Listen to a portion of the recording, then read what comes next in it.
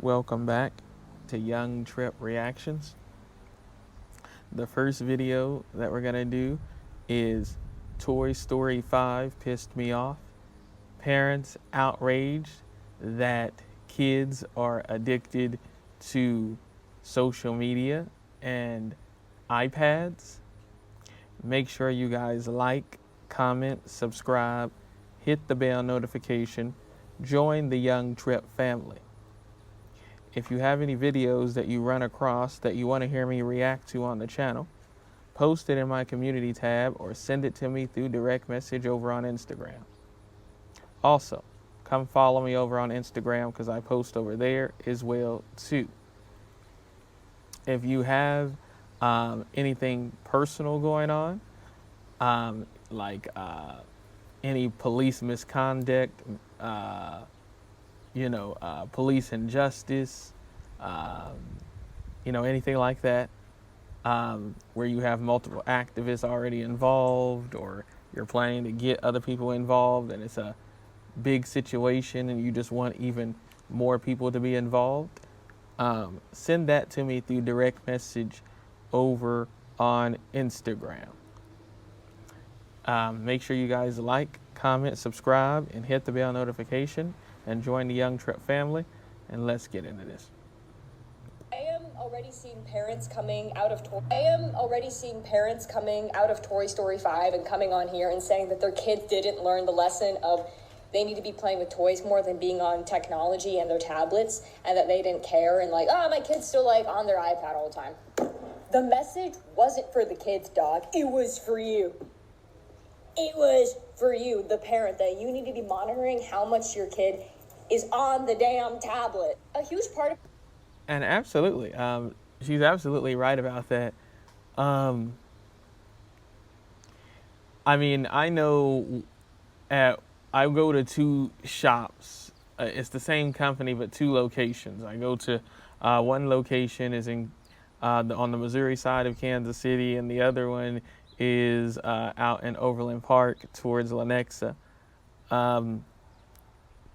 And out at the one on the Missouri side, at the location I go to, this was actually a topic of conversation that one of the barbers that works at my barber shop at the location out in Missouri, where we were talking about her son, where she was like, her son is always grabbing her phone, and he's like 1-2 years old, like he knows how to work the phone, just like an adult, or even like a 5 or 10 year old. The first thing that these generations of kids now learn is technology. Technology has taken over everything. So technology has taken over a lot of things now. And so I kind of agree with the lady where she's talking about you have to monitor how much your child is on social media. And that is absolutely true. You have to monitor how much your child is on social media if you realize that they won't get off. And the younger they start, the more or less likely that it's going to be harder to get them off social media when it's time. They're going to be scrolling TikTok or Instagram, or if they're super young, playing a game on, obviously on your phone, and you're going to hardly have your phone. They're going to have your phone more than you having your phone. And then when they get older, then they are going to be on their phone all the time and barely paying you any attention, or getting out there and with society. They're going to be connected to society over social media and talking to friends on Facebook, Instagram, Snapchat, or whatever next new social media site that they bring out, that your child is just going to be talking to people on there, and they're going to say, well, I am talking to my friends. When you say, well, are you going to go somewhere with your friends? Well, I talk to my friends. Well, there's a difference between talking to your friends and actually seeing them. Well, I see them on video chat. No. I mean, hang out with them and go somewhere, And this day and age, a lot of people don't even care about that. Just like even like with dating, people think that, oh, because you swipe and date, it's the same as going to go meet somebody. No, it's not. But with the way we've gotten technology, that people really do think it's the same. You think, oh, because I talked to this person online and you swipe right and then you're texting and video calling. Oh, it's the same, because a person can put on a mask on their face. The same thing if you're just trying to meet a friend, they can put a mask on their face. But the thing is, the younger you start with your children, letting them just let their whole life become social media, the more that will continue to be their whole life. If you take the phone, have them go outside, tell them, hey, your cousin's coming over. I'm going to tell my brother or tell my sister, make sure that they, take their kids' phones or not give them their phones, get them to go outside. One of the people who work at the barbershop that I go to as well too, the main guy that cuts my hair, he says that his son, because he got his son to be like that, where he does go outside, his son just now randomly just says, Dad, can I go outside and go play in the dirt? And he's being a typical young boy, or can I go play in the snow or something like that? He just randomly says those things. So he's not locked in where his whole life is technology. Now, I'm sure his son gets on technology and stuff like that, but that's not his whole life. A lot of these younger generations, that technology is their whole life. And it's up to the parents to balance that and make sure that that's not their child's whole life. It's up to you as the parent to make sure of that. Take it from them, send them outside, send them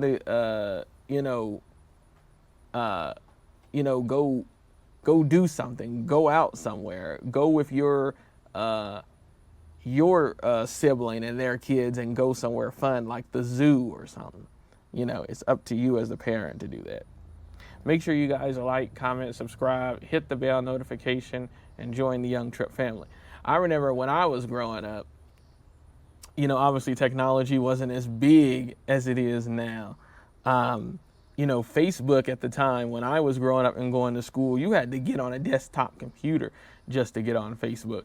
Didn't even have like the Facebook app or any of that. Instagram, I think Instagram was kind of coming out. Facebook and Instagram, I think Facebook came first, then Instagram. Yeah, I remember when you had to log online to get on Facebook and MySpace. MySpace was also a bit in my time. It was kind of ending and Facebook was kind of taking over. So I remember being at the school for the visually impaired and going downstairs, logging into my Facebook account, doing whatever I wanted to do on Facebook, logging into my MySpace account, doing whatever I wanted to do on MySpace, and then logging out. At the school for vision loss, we had a computer lab, and everybody was trying to get on and check their social media accounts. Because remember, in the early to mid 2000s, there wasn't no app. There wasn't no, nobody really gets on MySpace anymore, and I don't think they ever even made an app for MySpace. Facebook got their own app, and then Instagram came along not too long later, and then Instagram was online, on browser, and then they created an Instagram app as well too. And, and that's how we get, of course, to where we are now. These sites used to be, you had to have a desktop computer, or like an iPad or something, and you had to log in on the Safari browser because there wasn't no app. And most people didn't even want to stay logged in or keep it up there because it was on the browser, because you may have to use something else. You may have ordered pizza from Pizza Hut or, something like that. So you didn't just have it just where you just opened it back up and it was on Facebook. Or if you were using like a school computer, like in my case, when I was at the school for the visually impaired, other people had to use it. even though they were logging in under themselves, if they opened up Facebook, it could possibly open up your account. And you don't want somebody else to get into your account. So, I mean,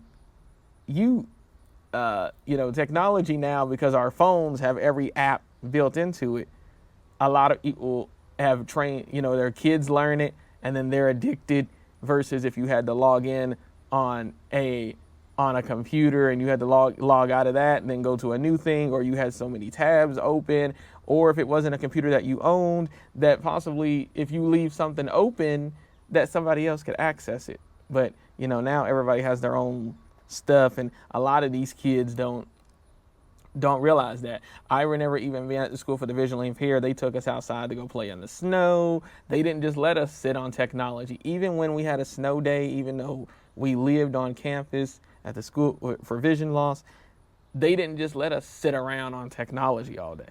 We went outside and played in the snow with the PE teacher and all that. But these kids today don't know nothing about none of that. Make sure you guys like, comment, subscribe, and hit the bell notification and join the Young Trip family. Let's continue. The movie is that Bonnie gets for you. It was for you, the parent, that you need to be monitoring how much your kid is on the damn tablet. A huge part of the movie is that Bonnie gets online bullied. Yeah. You want to know why? It's because their parents were not monitoring their children's tablet. They weren't monitoring what Bonnie was doing on her tablet. They gave her the lily pad, and the only times throughout the film that they told her to get off the lily pad was when it was time for dinner and it was time to go to bed. And you want to know. And you have to do more than that. Like, one of the other things I can remember too, I remember even just growing up, even being at home, me and my cousins, we'll play tag, we would play hide and go seek, we would play kickball. A lot of these kids don't know nothing about that, and that's another reason why obesity is so high amongst younger generations of kids as well too, is because the kid, kind of like what she was just talking about. So a kid will go to school, go and learn at school, get home, possibly eat something or eat a snack or something, then go sit down in front of a video game or sit in their room and text somebody on a tablet. And then, the parents will say, hey, it's dinner time. They'll go and eat and then go right back to the technology. And like I said, I remember going outside and playing hide and go seek and tag with my cousins and all that, as a person who was born in the 90s and raised in the early 2000s. I remember doing all that, going outside, playing tag, hide and go seek, playing kickball, going swimming, all of those different types of different things, staying active. I did all sports in school as well too. So all of those things mattered. When I finished school at the end of the day, especially when I lived at school and was on campus, I had track practice every day after school, or I had this sport called go ball, which is a sport regarding people with vision loss, where you put a blindfold over your face. It's kind of similar to soccer in a way. You have a blindfold over your face. They roll a ball and it has bells in it, and you can hear, and you're supposed to stop it and block it from getting into a net that is set up behind you. And you try to roll it back to the other side, the other team. Usually for practice, your coach has, 3 people on one side. It's kind of like if you go into a gym, regarding the basketball lanes, when there's one court at one end and one court at the other end. It's like that. So you're rolling this ball that has bells in it, and you're blindfolded, and a ball's coming at you. It can be coming at you pretty fast too, but it has bells in it. You get up and try to roll it back across, and you're trying to prevent it from going into the net behind you. So either we was doing that sport, because usually it was track first at the beginning of the year, and we did our track practice at school, and then we went out of town to either Kentucky or Wisconsin or Illinois or St. Louis, where the Missouri School for the Vision Loss is, because obviously I went to the Kansas school. So you we go to either St. Louis, Kentucky, Wisconsin, Illinois, basically everything here within the Midwest region. Then after we did track, and then it was the goal ball, as I just stated. Then after that was our wrestling and cheerleading season. So then I did wrestling. So throughout the year, I was doing multiple sports and had practice every day after school. By the time I was even able to get to technology each day, it was track practice. We got out of school around 3:16. Track practice was right at 3:30, so literally right after. And track practice or whatever sport we were doing, it was usually from 3:30 to about 4:30. Then after that, you had to get back over there. Then, if you were smart, get in the shower. So you would get in the shower, bathe, and that's from, you would be doing that from 4:30 to about 4:45 or 4:40. And then after that, it would be dinner time. Because at the School for Vision Loss, our dinner time was at 5. So by the time I got to technology, it was about 6 o'clock to 6:30 at night. Because then you got to factor in the homework. We did homework usually between 6 and 6:30. So then you have to do your homework. That's between 6 and 6:30. So by the time I got to technology for real, was really around 7 or 7:30. A lot of these kids today would lose their mind if they couldn't get to technology until 7:30. So just listen to my whole day, and it may even help some parents to come up with how to balance things out for their kids as well too. Because you could do the same thing at home like the School for Vision Loss did. But it's just, that would have to take some work. Make sure you guys like, comment, subscribe, and hit the bell notification and join the Young Drip family. Let's continue. Right? It's because what Bonnie was doing on her tablet. They gave her the lily pad, and the only times throughout the film that they told her to get off the lily pad was when it was time for dinner and it was time to go to bed. And you want to know why? It's because they were also on their own devices, being distracted by their phones and tablets and computers and stuff, and they're not there mentally to deal with their kid because they're distracted by technology. The message of the film isn't that technology is bad, it's that there needs to be a healthy balance of both, because Bonnie experiences isolation by not having a lily pad to socially connect online with her classmates, because there's an online chat situation. So that's isolating, right? Then she receives the lily pad. She's on the lily pad all the time. She's playing games morning till night. Hold up. Alana in Texas just placed the dreamiest protein coffee order. She picked Snickerdoodle or Red. And that is also, in turn, extremely isolating. She receives the lily pad. She's on the lily pad all the time. She's playing games morning till night. And that is also, in turn, extremely isolating because she's not having that face-to-face time that is stunting her social development. So it's not one or the other you need in this world to make friends. You need a healthy balance of both, because in the film later on, she makes a friend that she would have not met otherwise without technology, because they don't go to the same school, but they have very similar interests. And it was being online that connected them, but then they had a healthy balance of hanging out in person and using technology to take photos of their time together, having a play date and making memories, that kind of thing. And the only way to have that healthy balance is if you, the parent, get off of your damn phone, because maybe it is that damn phone, and you start establishing a healthy balance between having your kids play with physical toys and then having a tablet to play games online and all that kind of stuff. Technology is not bad, and people are basically breaking down this whole Toy Story 5 movie after, going to the show. And I've even seen a video where a woman was saying that she tried to give her iPad or give a iPad as a prank to her child, and that the child actually looked at it as demonic or the devil. But the reality is that technology is not bad, but an over-immersed society or culture in which we now have the residual effects of a bunch of tablet babies that grew up on phones, that grew up on social media, that was consumed with it, and they have no social skills whatsoever, and it is affecting their ability to even get jobs in society. People don't know how to talk, they don't know how to communicate, they don't even know how to write in cursive, and it's sad. It's a very sad time that we live in, and so I understand the sentiment of what she's saying.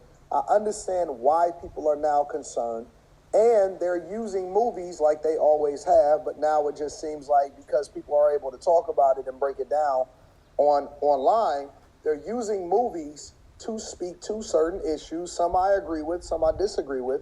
One of my favorite movies this year was Zootopia 2, I think. And it was a great movie. I think that it was one of the movies of the year.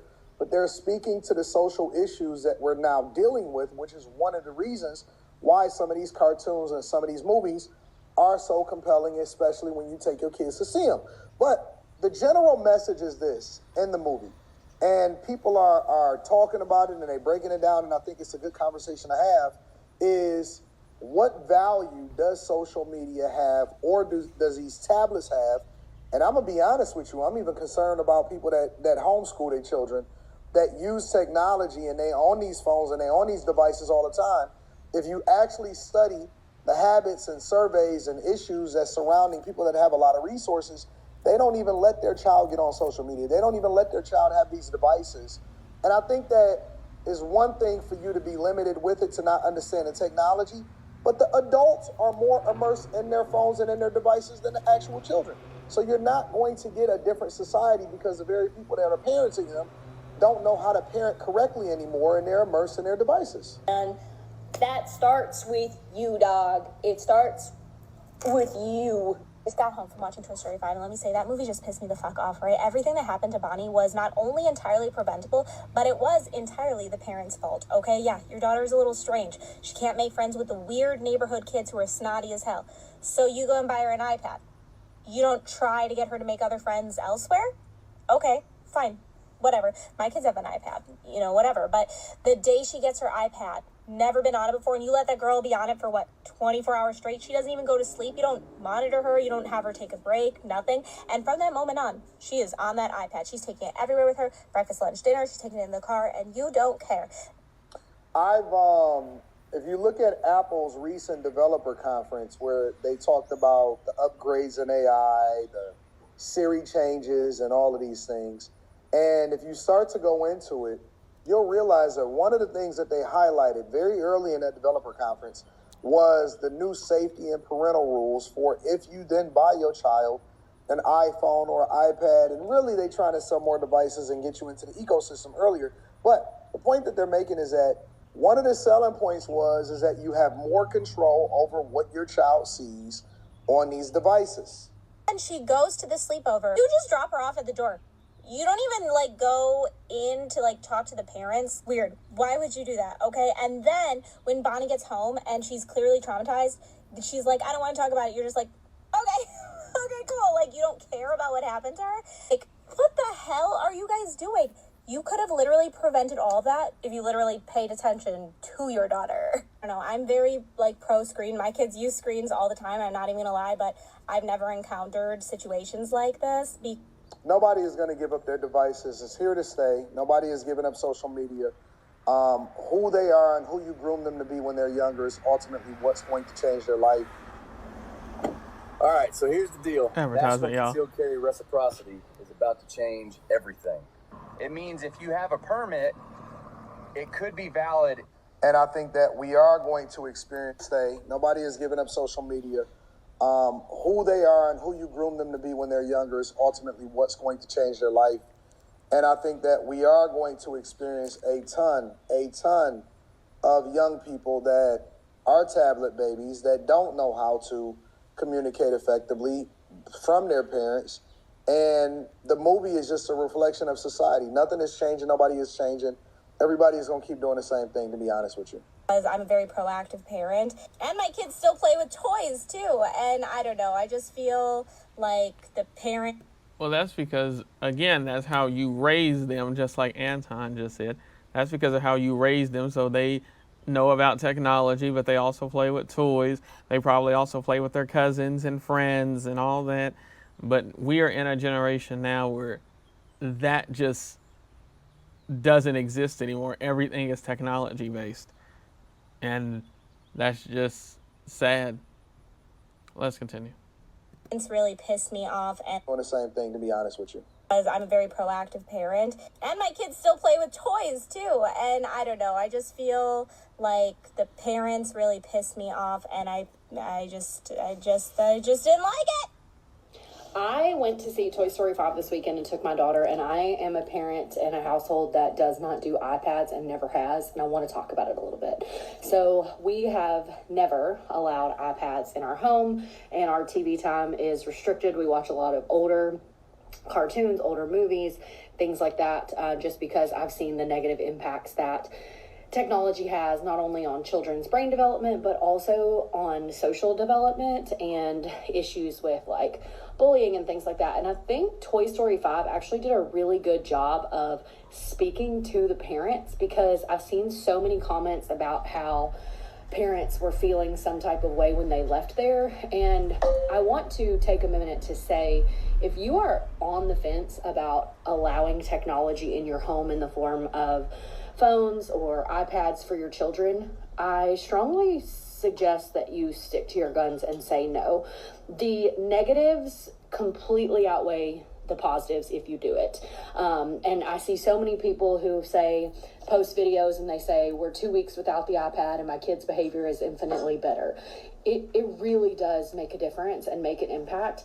And no, obviously I'm not saying every kid is a certain special case where, well, I gave my kid an iPad and they're super smart, whatever, blah, blah, blah. Obviously there are exceptions to the rule, but when you look at the statistics of learning development, social development, behavior development, brain development, kids who are given an iPad or a phone at an early age, they are significantly less likely to learn at the rate that they need to learn. It also hinders creativity. It hinders boredom. It hinders thinking on their own. It hinders imaginary play. It really does take away all. And she is absolutely right. I remember even being young and having like imaginary friends in my head and all that. And a lot of people, I'm sure, have experienced that if you were born in the 90s or before, or even in the earlier 2000s. If you are a child that is either still a minor today or like just became, an adult, you really don't have no clue about imaginary friends or none of that type of stuff, because technology has taken over all that. You don't even need any of that. You don't need to even think of a friend that's imaginary for when you're not at school and it's the weekend or nothing like that. Today, probably kids would even laugh about that. What, when you were younger, you had an imaginary friend? And see, it like she's talking about, it helps you with brain development, imagination, what to do if you didn't have technology at that moment or in that time, how to play, how to do things. I mean, I remember like playing with relatives and climbing trees outside. Like I said, playing hide and go seek, tag, hiding in trees, hiding under stuff, all that. So these kids today don't know nothing about any type of imagination, have a mind of imagination, or none of that. Like I said, if maybe the early to mid 2000s, so maybe like somebody who's possibly 18 now, so like my two sisters, 18, 17 years old now, so like my two sisters, I have a brother that's like 19, 20 years old, anybody like that, possibly, obviously, play, how to play and have an imagination and all that. But anybody older than that, anybody that's older than the 2000s, so anybody who I would say under the age of like maybe like 16, maybe like 16 or so now, definitely don't know nothing about a form of imagination, and that's just sad and unfortunate. Make sure you guys like, comment, subscribe, and hit the bell notification and join the Young Trip family. Because also, one other thing I was gonna say, also it helps you for if maybe, let's say you're so used to going out with a friend or hanging out with friends, and maybe the friend is busy, or maybe they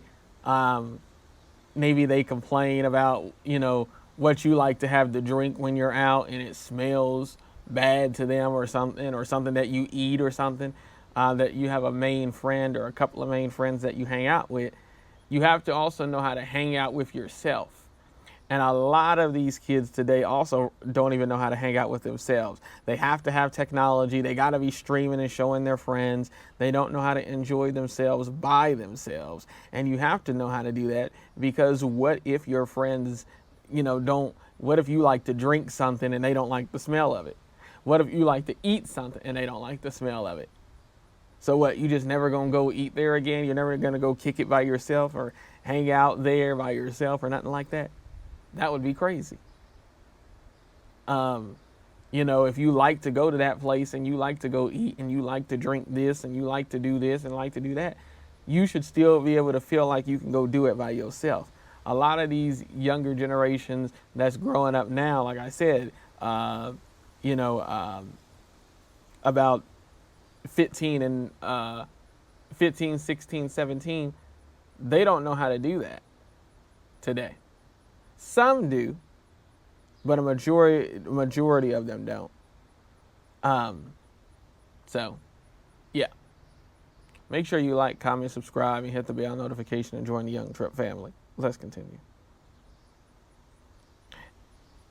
All the things that hinders creativity, it hinders boredom, it hinders thinking on their own, it hinders imaginary play. It really does take away all the things that childhood really should be about. And I think Toy Story 5 did a great job of highlighting that, and it was really kind of good to see that. And when I left there, I actually felt really good about where we are at in our parenting journey. I'm pregnant again, and we are going to stick to our guns again on our next child, even though everyone has said, oh, you'll cave, but my daughter is 7 and we've never caved. I actually hate the fact that in kindergarten and first grade, they introduced tablets in her classroom, but that's a whole nother conversation for another day. So just saying this to say, stick to your guns if you are really adamant about not allowing the tech in your household. You really will never regret it, and the benefits are truly worth it, and you'll never regret it. Yeah, I don't think that you have to cave. I just think that you have to create a lifestyle around not needing it, because there's going to be no shortage of opportunities for them to get into it when they get older. But they do need to develop the social skills. They do need to detach. They do need to learn how to talk to people. They do need to learn how to interact with real things in real life and have that balance, because technology is not going anywhere. It's going to continue to evolve. Let me know what you guys think inside of the comments. Make sure y'all tap into the Patreon. Link is in the description. Teach Hanley, 40% off your first order, 20% off for life. I love you. I appreciate you. I'll holler at you guys later. Peace.